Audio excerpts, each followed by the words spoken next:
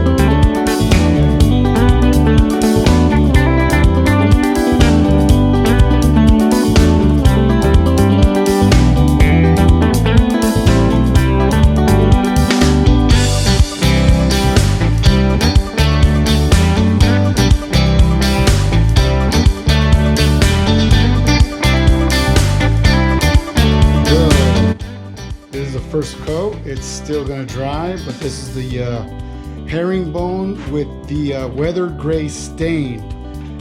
We have another type of herringbone that does other designs, but this is just a straight herringbone. On the back side, you're gonna see the mirror. See? Yep, this is what it is. All right, guys. So once this dries, I'm gonna coat it again. Get rid of these marks right here because I put them there on purpose.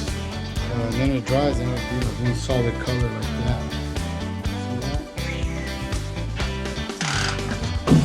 So that's it.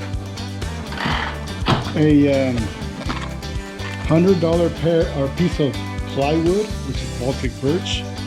There's other less priced wood here in California, but I like going with that one because it's pretty sturdy.